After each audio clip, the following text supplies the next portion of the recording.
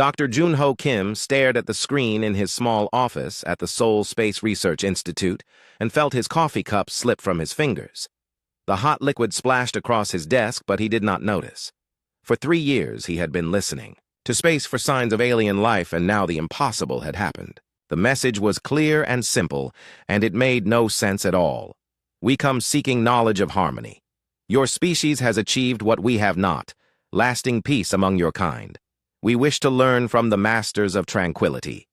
Junho read the message 12 times before his hand stopped shaking enough to reach for his phone. He called his supervisor and then the government, and then sat back in his chair to wait for the world to change forever. The aliens thought humans were peaceful. They thought Earth was some kind of paradise where war had never existed. They were coming to learn about peace from humanity. The irony was almost funny, except Junho could not laugh. He looked out his window at the city of Seoul and saw the memorial statues that honored the dead from the Korean War.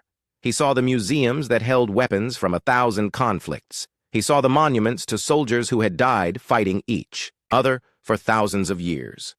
Peaceful humanity was the biggest lie in the galaxy, and the aliens believed it completely. Captain Sora Park arrived at the Institute 6 hours later with a team of military scientists and security officers. She was tall and serious with short black hair and eyes that missed nothing. She read the alien message and frowned at her tablet screen. "When did we become peaceful masters?" she asked Junho while her team set up equipment around his office. "Last I checked, we had been at peace for exactly 23 years since the Global Unification Treaty. Before that, we spent most of human history trying to kill each other in creative ways." Junho showed her the analysis of the signal. "The message came from somewhere beyond our solar system. They have been watching us, but only for the past few decades. They see our unified government and our international cooperation, and they think that is how humans have always been." Sora laughed, but it was not a happy sound. They missed the fun parts then. They did not see the world wars or the nuclear weapons or the genocides. They think we are naturally peaceful. The alien ship arrived 2 days later, and it was nothing like the warships humans had imagined aliens might use. It looked like a giant soap bubble made of crystal that caught sunlight and threw rainbows across the sky. It moved slowly and gently through space as if it was afraid of disturbing anything. When it reached Earth orbit, it sent another message asking politely for permission to land. Hyunwoo Lee was Earth's chief diplomat, and he had spent his career preventing wars between human nations. Now he had to welcome aliens who thought humans were experts at peace. He met them at the landing site in New Geneva, which was humanity's showcase city. Everything there was designed to look peaceful and beautiful. Clean white buildings rose like flowers from gardens full of meditation paths and quiet fountains. The city had been built to impress visiting diplomats with human civilization at its most calm and orderly. The alien ambassador emerged from the crystal ship, and Hyunwoo tried not to stare. The being called itself Kelu, and it looked like a tall person made of soft light that changed colors when it moved. Its voice sounded like wind chimes when it spoke, and its words were translated by a device that hung in the air between them. "We greet you, masters of harmony," Kelu said, and its light grew brighter with what seemed like excitement. "We have traveled far to learn from your wisdom. Our people face extinction because we do not know how to resolve conflict. We have heard that humans have achieved perfect peace among themselves." Hyunwoo felt sweat on his forehead despite the cool morning air. "We welcome you to Earth," he said carefully. "We are honored by your visit, and we will do our best to help you." But even as he spoke the words, Hyunwoo was thinking about the hidden security teams positioned around the landing site. He was thinking about the weapons scanners and the soldiers disguised as gardeners. He was thinking about all the ways humans had learned to prepare for violence even during peaceful meetings. Kelu was joined by other members of its species who flowed out of the crystal ship like living light. They moved with grace and seemed to find wonder in everything they saw. They photographed the meditation gardens and asked questions about the peaceful architecture of New Geneva. They wanted to understand how humans had learned to live without conflict. Dr. Nari Jung was assigned to study the aliens and help them understand human society. She was a psychologist who specialized in conflict resolution, and she found the aliens fascinating and deeply troubling. In her private interviews with Kalu, she discovered that the alien species had no words for war or violence or even competition. They had evolved from creatures that shared thoughts and emotions, and they still could not imagine wanting to hurt another being. "How did your people learn to stop fighting?" Kalu asked her during one of their sessions. "What techniques did you develop to overcome the urge for conflict?" Nari struggled to find words that would not shatter the alien's worldview. "Humans have developed many ways to resolve disagreements peacefully," she said. "We use negotiation and compromise and international law." What she did not say was that humans had developed those tools because they were so good at killing each other that they had nearly destroyed their own planet multiple times. She did not mention that international law existed because humans had needed rules to limit how much damage they could do during wars. She did not explain that human diplomacy was the art of threatening violence so convincingly that actual violence became unnecessary. Jin-A Choi was a military historian who had been secretly assigned to the diplomatic team. Her job was to observe the aliens and assess whether they might be a threat to Earth. What she discovered was almost worse than an invasion force. The aliens were exactly what they appeared to be: completely peaceful beings who could not imagine conflict. They asked about human weapons with the innocent curiosity of children asking about fire. They wanted to see museums about war because they thought human conflicts must have been resolved through talking and mutual understanding. Jin-A watched Kalu examine a display about United Nations peacekeeping forces and saw the aliens' confusion when it realized that peacekeepers sometimes had to use weapons. "Why would protectors of peace carry tools of harm?" Kalu asked her. "Sometimes peace must be defended," Jin-A replied, and saw that her words meant nothing to the alien. Kalu could not understand the concept of fighting for peace any more than it could understand the concept of destroying something to save it. But the most disturbing moment came when Kalu made a request that changed everything. It asked to speak privately with the human leaders, and its light grew dim with what seemed like fear. "We must tell you the truth about why we have come," Kalu said to the assembled human officials. "We did not travel to your world only to learn about peace. We came because we are dying and we do not know how to save ourselves." The alien's light flickered like a candle in wind as it continued.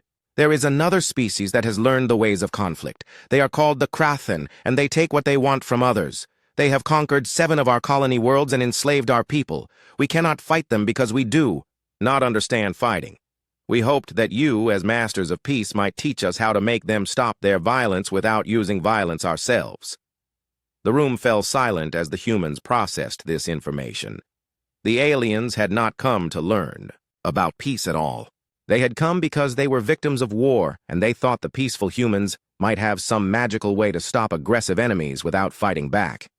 Captain Sora Park was the first to speak. "These Krathen," she said slowly, "are they following you?" Kalu's light grew even dimmer.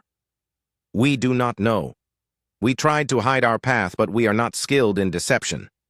It is possible they have tracked us here."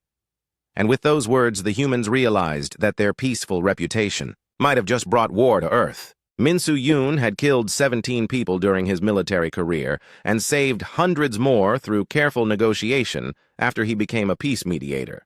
Now he stood in a conference room in New Geneva and tried to figure out how to teach aliens about conflict resolution without mentioning that humans were experts at conflict itself. The irony was not lost on him that a former Special Forces operator was being asked to demonstrate peaceful techniques to beings who had never known violence.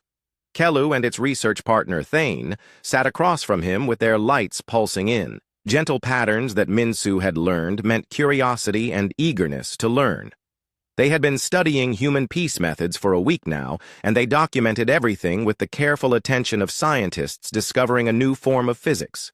"Please show us more about your meditation techniques," Thane requested through its translation device. "We understand that humans use quiet contemplation to resolve angry feelings." Min-Soo nodded and led them through a breathing exercise that he had learned during anger management training after his 3rd combat tour. He did not mention that the technique was designed to help soldiers deal with post-traumatic stress from watching their friends die in explosions. He focused on explaining how deep breathing could calm emotions and clear thinking. "This is remarkable," Kalu observed as its light shifted to softer colors. Your species has developed internal methods for achieving harmony. On our world, we share emotions directly, so individual anger affects the whole community immediately. We have never needed techniques for personal peace because conflict between individuals is impossible for us. That statement made Min Su pause in the middle of his explanation. You share emotions? You mean you can feel what others feel? Of course, Thane replied with what seemed like surprise at the question. How else would we know when someone needed help or comfort? Individual consciousness that cannot connect to others would be like blindness to us. Min Su began to understand why the aliens were so helpless against the Krathen. They had evolved as a collective species that shared thoughts and feelings. Competition between individuals would be like fighting against themselves. The concept of one being deliberately harming another was literally unthinkable to them.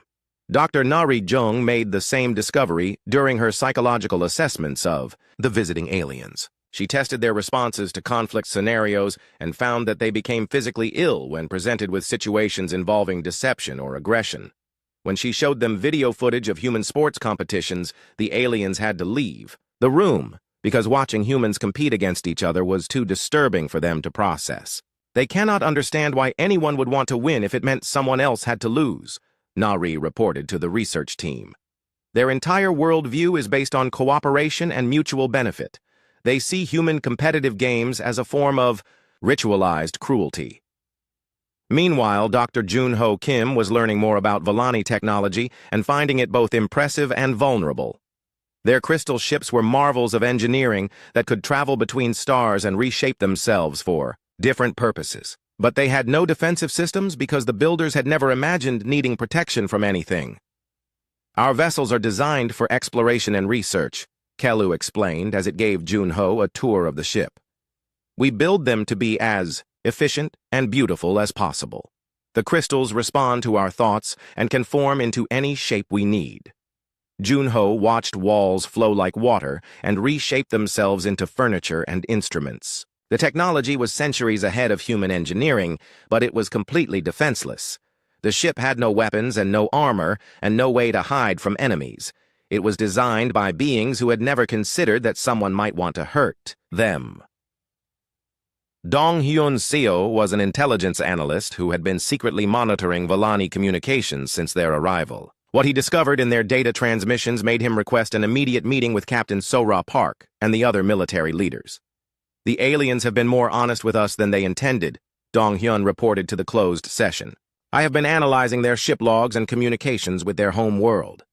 The Krathen are not just taking Volani colonies, they are systematically hunting down every Volani settlement in known space. He displayed intercepted messages on the main screen. The Krathen have a specific strategy for dealing with the Volani. They capture them alive and use them as slave labor because the Volani cannot resist or fight back. The Krathen see them as perfect servants, intelligent enough to be useful but too peaceful to ever rebel. Captain Sora Park studied the intelligence, reports with growing anger. How many Volani worlds have been taken? 12 confirmed conquests in the past 5 years, Dong Hyun replied. The Krathen move slowly and methodically. They take their time because they know the Volani cannot organize any kind of resistance. According to these logs, the main Volani homeworld has a population of nearly 1 billion individuals and they are completely defenseless.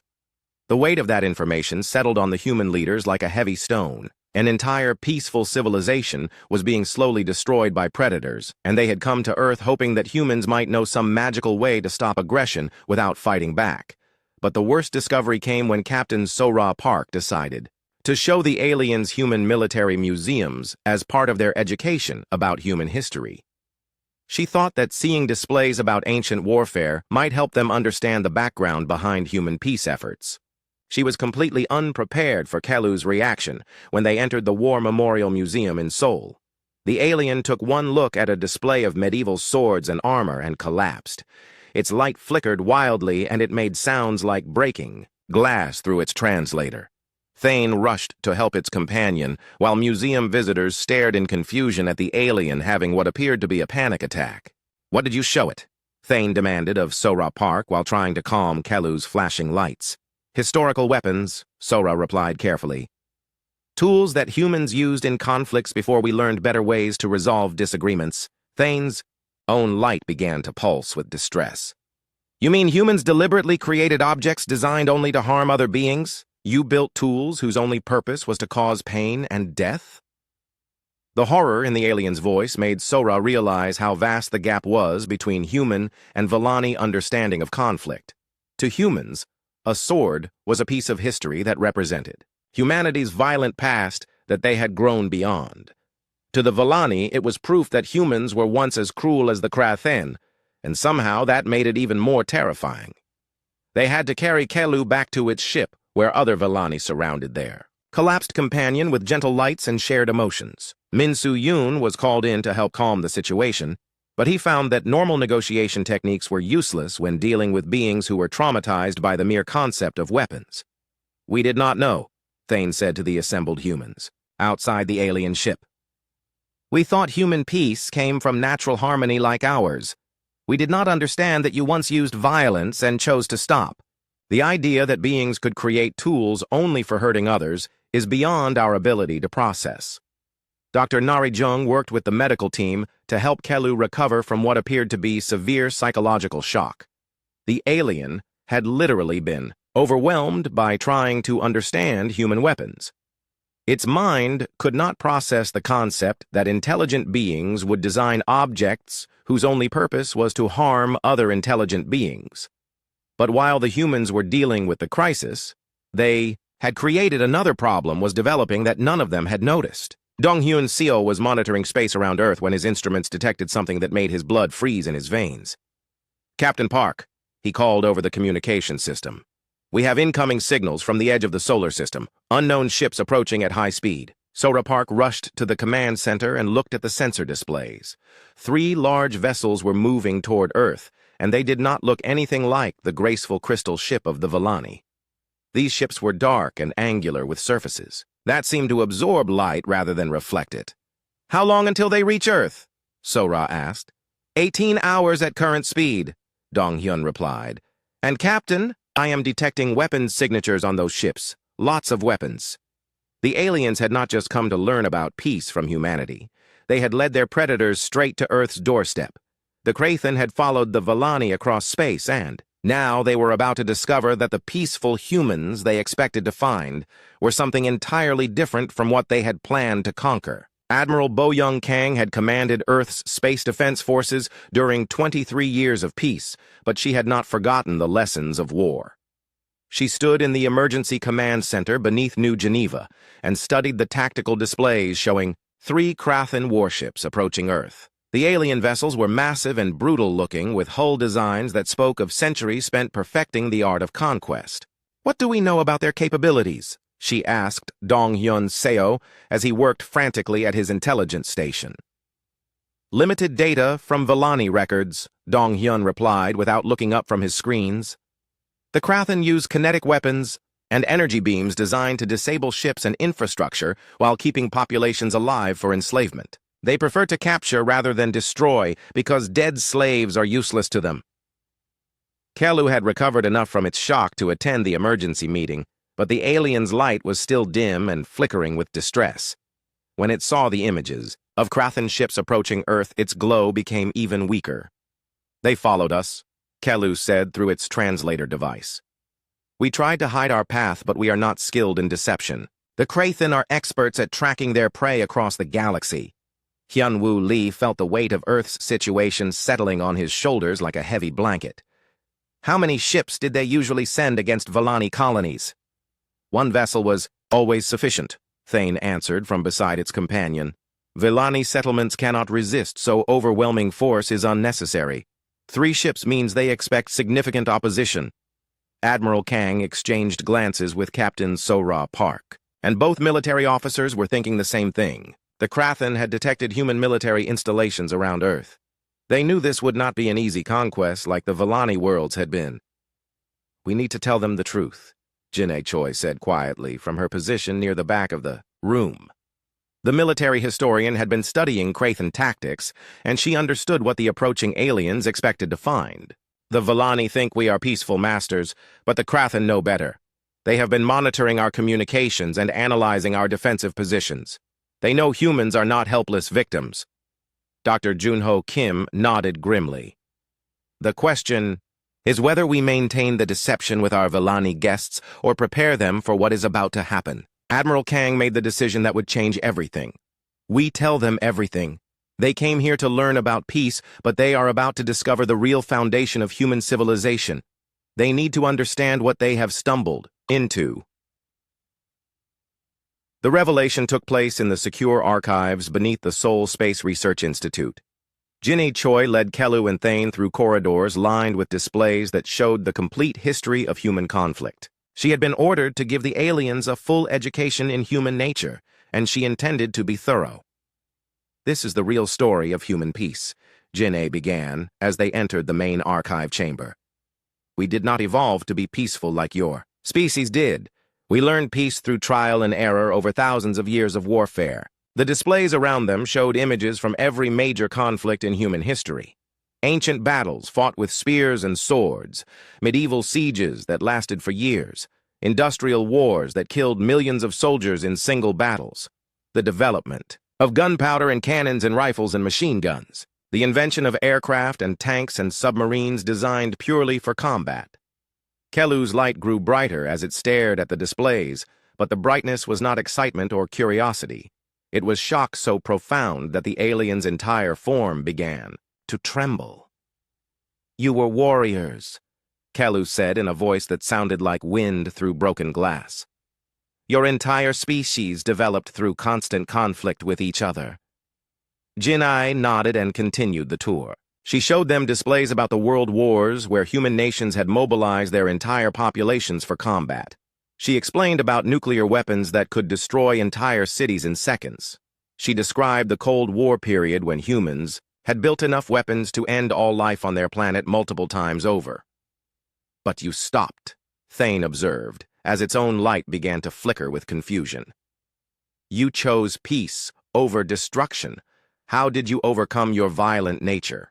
"We did not overcome it," Jinnie replied carefully. "We learned to control it. We became so skilled at warfare that we frightened ourselves into cooperation. Our weapons became so terrible that we had to choose between evolution or extinction." She led them to the final display, which showed the aftermath of the last great human conflict and the formation of the Global Unification Treaty. "We realized that our choice was simple. Learn to live together or die together. Fear of our own destructive power forced us to find better ways to resolve our differences." Dr. Nari Jung joined them in the archives and helped explain the psychological aspects of human peace. "Humans did not stop being capable of violence," she told the aliens. "We just became wise enough to avoid it except when absolutely necessary. Every human child learns about war, so they will understand the cost of peace." Kelu moved closer to a display showing modern human peacekeeping forces, and its light pulsed with what seemed like recognition. "Your peacekeepers carry weapons because they understand that some conflicts cannot be resolved through talking alone." "Exactly," Nari replied. "Sometimes peace must be defended with force.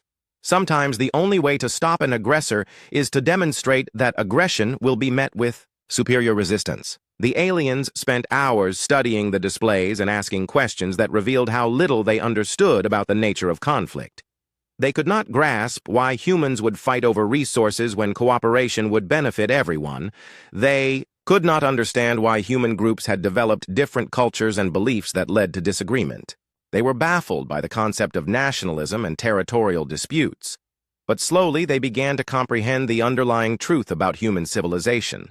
Humans had not achieved peace despite their capacity for violence. They had achieved peace because of their capacity for violence.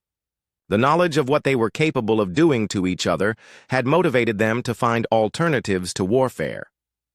"The Krathan do not know this about you," Kelu realized as they finished the tour of human military history. "They see your current, peaceful behavior and assume you are like us. They expect to find defenseless victims when they arrive."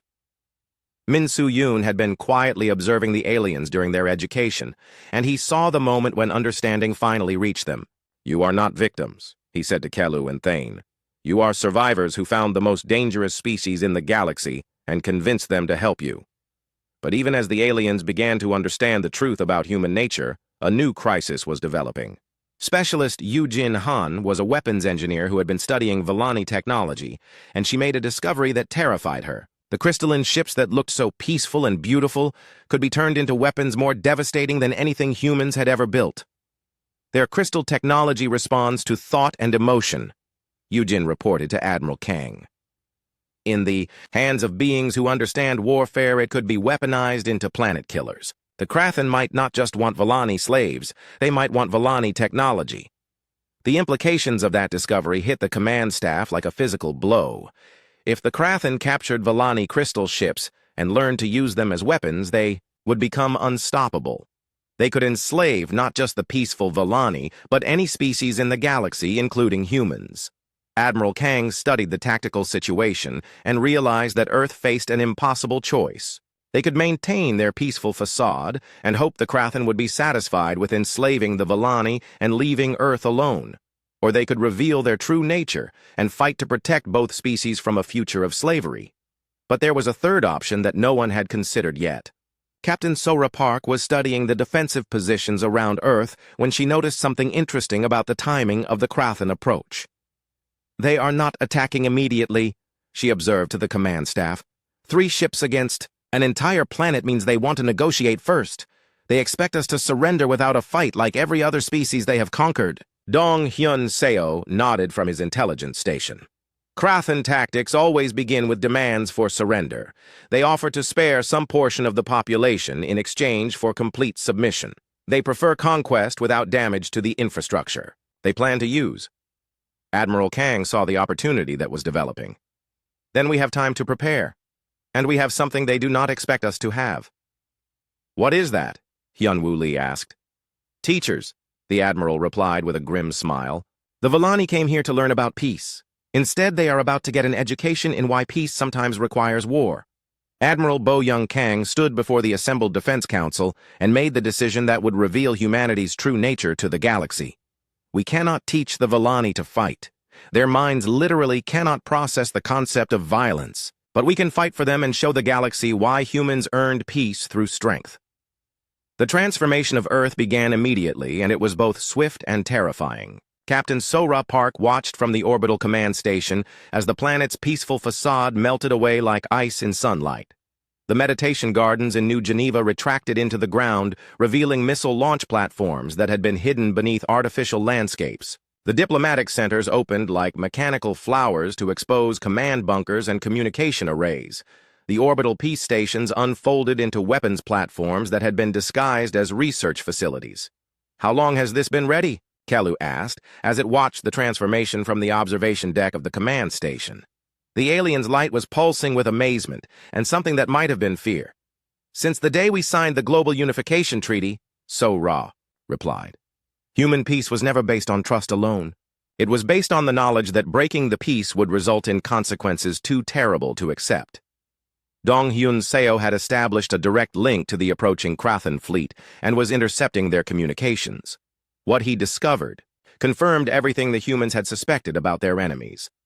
The Krathen were predators who had built their entire civilization on the conquest and enslavement of other species. They had perfected the art of subjugation through overwhelming force, followed by systematic control of subject populations. "They have detailed intelligence about 12 different species they have conquered," Dong Hyun reported to the Defense Council. "The Villani are just their most recent victims. They maintain slave populations on 17 worlds and use them for resource extraction and construction projects."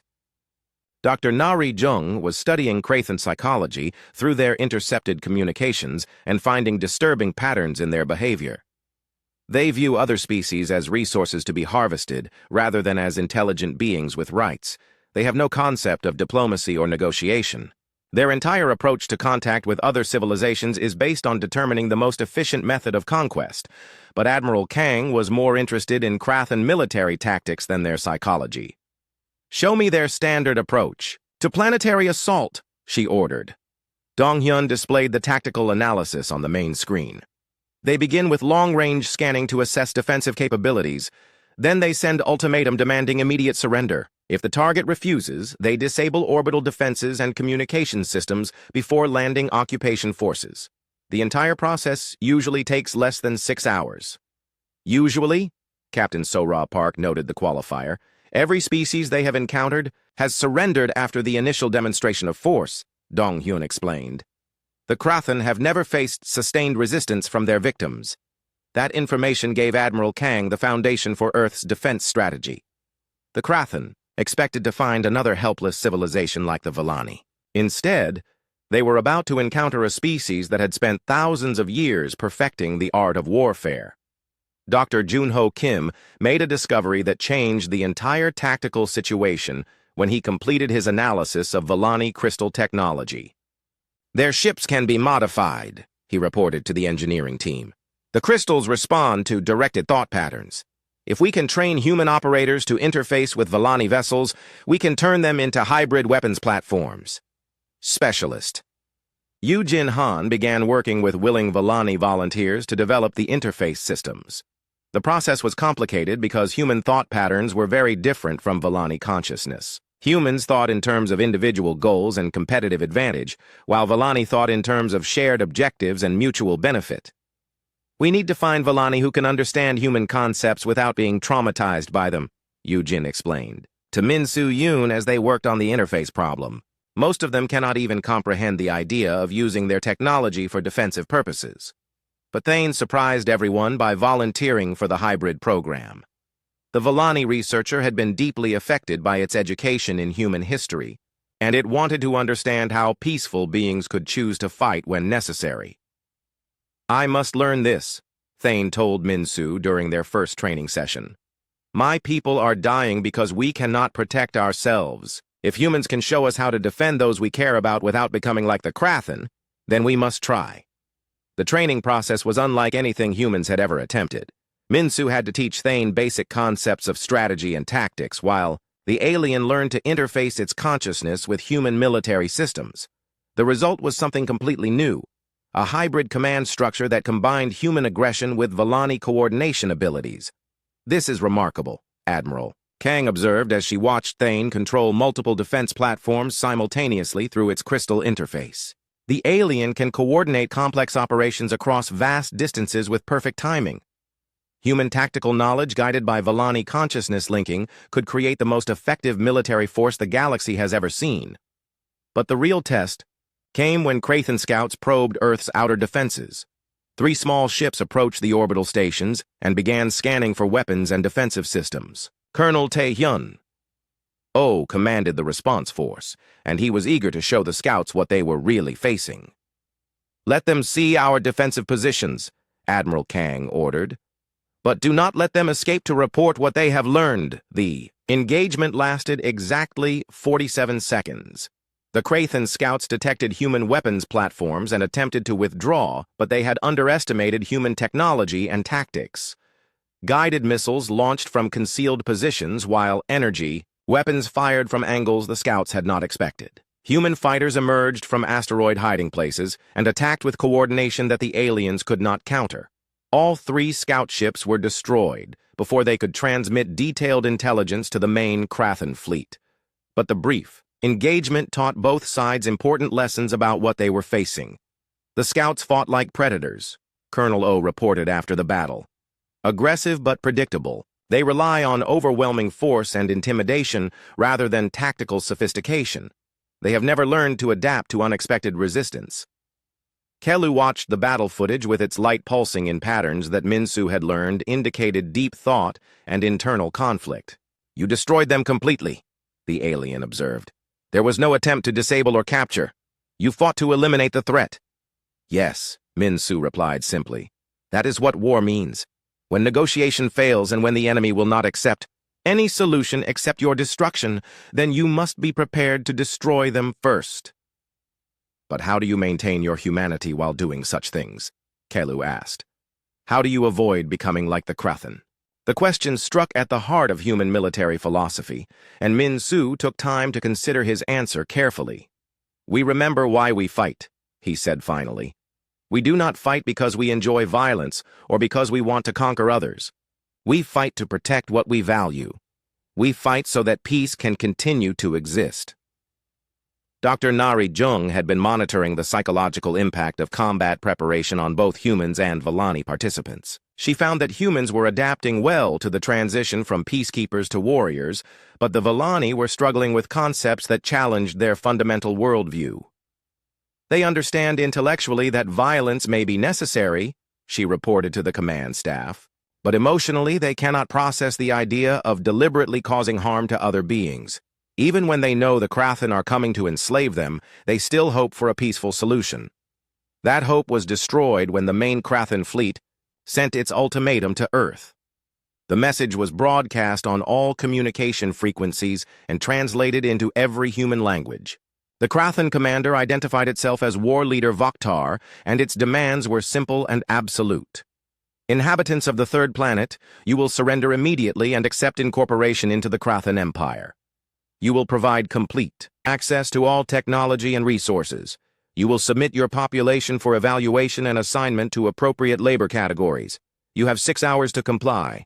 Resistance will result in the complete destruction of your civilization. The message included detailed images of what had happened to other species that had attempted to resist Krathen conquest.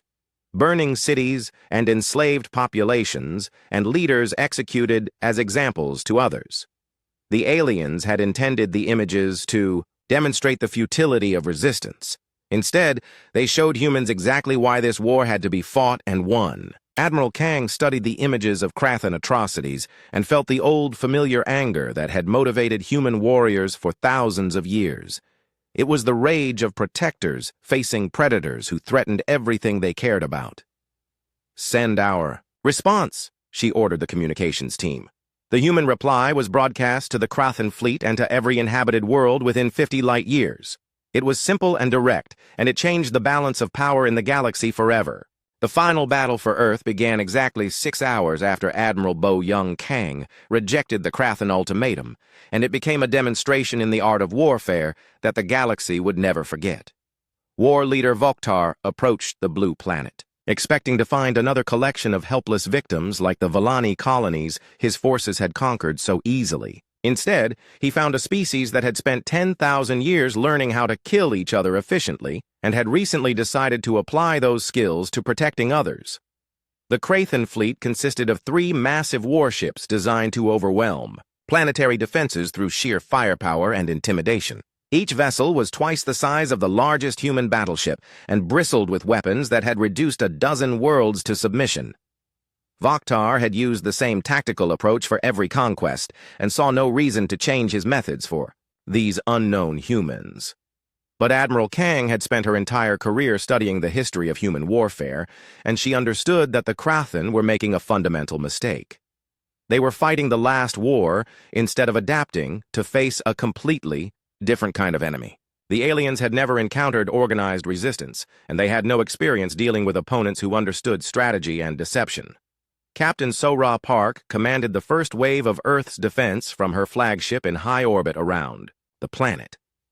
Her fighter squadrons moved through space like schools of deadly fish guided by Villani consciousness links that allowed perfect coordination between pilots. Each human fighter was connected to Thane and other Villani volunteers who provided instantaneous communication and tactical awareness across the entire battle space.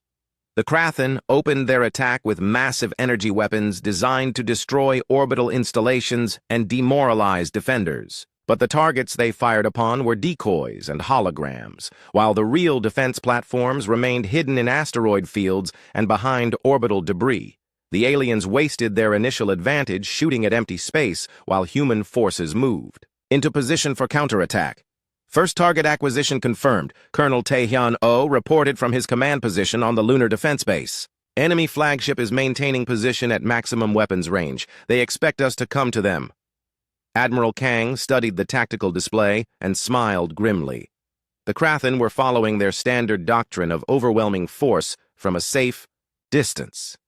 They had never learned to adapt when their enemies refused to behave as expected. "Begin Phase 2, she ordered. "Show them what they are really facing."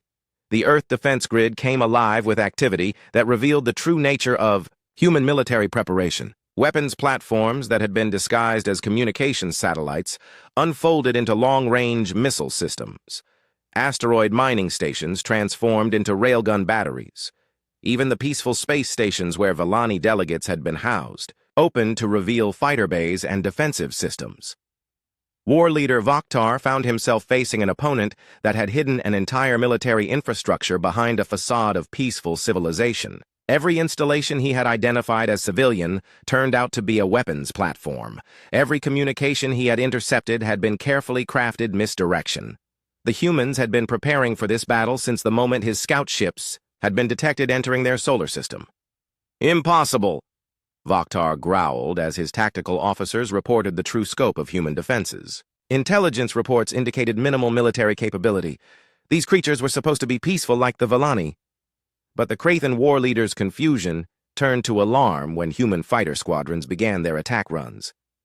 The small craft moved with coordination that defied his understanding of individual fighter tactics.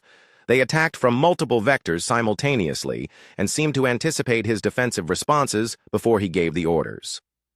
Dr. Junho Kim watched the battle from the command center beneath Seoul and marveled at the effectiveness of human-Villani cooperation. Thane and the other alien volunteers were providing real-time coordination that allowed human forces to fight as a single organism while maintaining the individual initiative that made human tactics so unpredictable. "The Krathan cannot adapt to our coordination patterns," Junho reported to Admiral Kang. "Their command structure is based on hierarchical control with limited communication between units. They have never faced an enemy that can share tactical awareness instantaneously across an entire battle space." The tide of battle turned decisively when specialist Yujin Han's hybrid technology came into play. The modified Villani crystal ships had been transformed into something the galaxy had never seen before. Vessels that combined advanced alien technology with human weapons and tactics. The crystalline hulls could reshape themselves to deflect enemy fire, while human weapon systems provided devastating offensive capability. Kelu participated in the battle by coordinating defensive shields for human fighters, but the experience was traumatic for the peaceful alien. Through its consciousness link with human pilots, it experienced combat emotions for the first time. Not bloodlust or aggression, but the grim determination to protect innocents from predators. "I understand now," Kelu transmitted to Min Su-yoon during a brief pause in the fighting. "You do not fight because you enjoy causing harm.